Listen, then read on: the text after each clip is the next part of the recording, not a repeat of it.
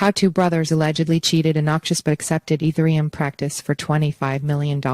First came the bait. In an indictment, U.S. prosecutors detailed the incredibly complicated Ethereum exploit, in which attackers targeted the controversial area of maximal extractable value, known as MEV. They had it all planned out. In late 2022, the brothers Peraire-Bueno, 20-something graduates of a prestigious university who had turned their sights on blockchain, embarked on an effort that ultimately netted them $25 million in one of the most sophisticated exploits in a decade or so of frequent crypto exploits. At the outset, according to U.S. prosecutors, they outlined a four-step plan. First, there was the bait. Then there was unblinding the block, followed by the search, and ultimately the propagation. In the months that followed, the defendants followed each stage as outlined in their exploit plan, according to an indictment. The U.S. Department of Justice on Wednesday charged two brothers, Anton Peraire-Bueno, 24, and James Peraire-Bueno, 28, for exploiting a vulnerability in a popular software program used by trading bots on the Ethereum blockchain, netting an estimated $25 million of gains during a 12-second exploit in April 2023.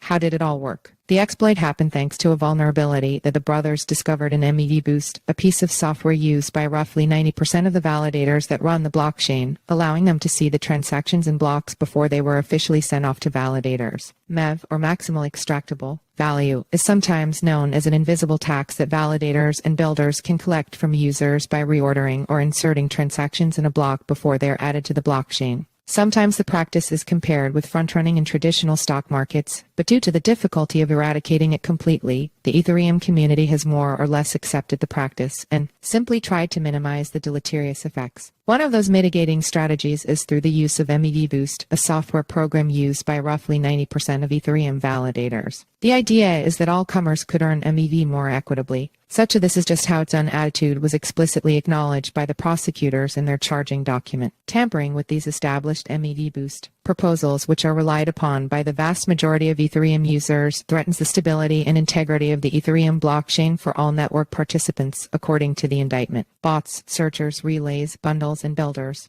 On Ethereum, users submit transactions that are added to a mempool, an area where transactions are in a holding pattern. MEV Boost lets block builders assemble those mempool transactions from the mempool and put them into blocks. Then, MEV bots or searchers look into the mempool and assess which transactions could make profitable trades and sometimes bribe those block builders to rearrange or insert certain transactions to squeeze out some extra profits. Ethereum validators then take those blocks from MEV Boost and ink them to the chain, where they become irreversible. All these steps are typically executed automatically by the software in fractions of seconds. What the Peraire-Bueno brothers did in this case was target 3 MEV bots who didn't have certain checks in place and set up 16 validators designed to entice the bots. When the searchers bundle transactions together, they have a target transaction, a signed transaction before it, and a signed transaction after. The rules of the game are, well, I give you this bundle, and the bundle has to execute atomically, meaning it will only go if all 3 transactions are included in exactly this order, and any other thing than that, it's not going to work. Matt Cutler, the CEO of BlockNative, a blockchain infrastructure firm, told CoinDesk in an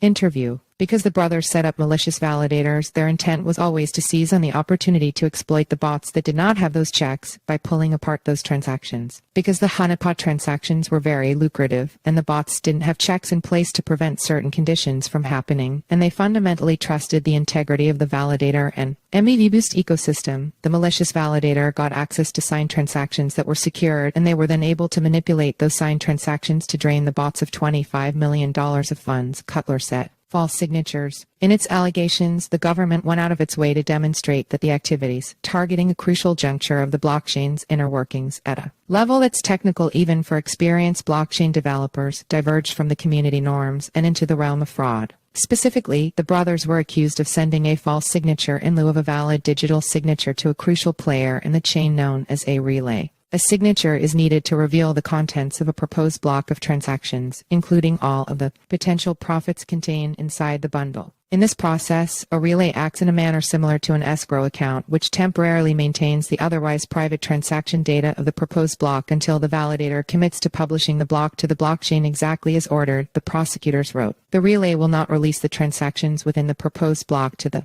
validator until the validator has confirmed through a digital signature that it will publish the proposed block, as structured by the builder, to the blockchain. Based on their research and planning, the prosecutors allege the brothers knew that the information contained in the false signature was designed to, and did, trick the relay to prematurely release the full content of the proposed block to the defendants, including the private transaction information, according to the indictment. As Cutler put it, stealing is stealing, regardless of the terms that enable that stealing. Just because your car door is unlocked doesn't mean it's okay to break into your car, right? He said. Ethereum is often susceptible to some controversial MEV trading practices like front-running and so-called sandwich attacks, but many leading figures in the MEV ecosystem view the exploit that took place last year as pure theft. Taylor Monahan, a lead product manager at MetaMask, wrote on X that yes, if you steal and launder $25 million, you should expect to go to prison for a long time. LMFAO. It's a little bit robbing the robbers, you could arguably say, but regardless, it was clearly an exploit, a manipulation of rule sets in a manner that is seen to be in violation of established laws of the jurisdiction, right? Cutler said.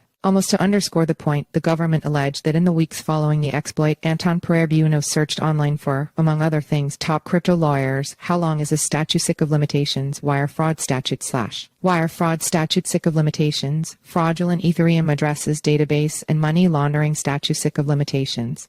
The prosecution also noted that the day after the exploit, James Peraire-Bueno emailed a bank representative asking for a safe deposit box that was large enough to fit a laptop. Read more. Brothers accused of $25 million Ethereum exploit is U.S. reveals fraud charges.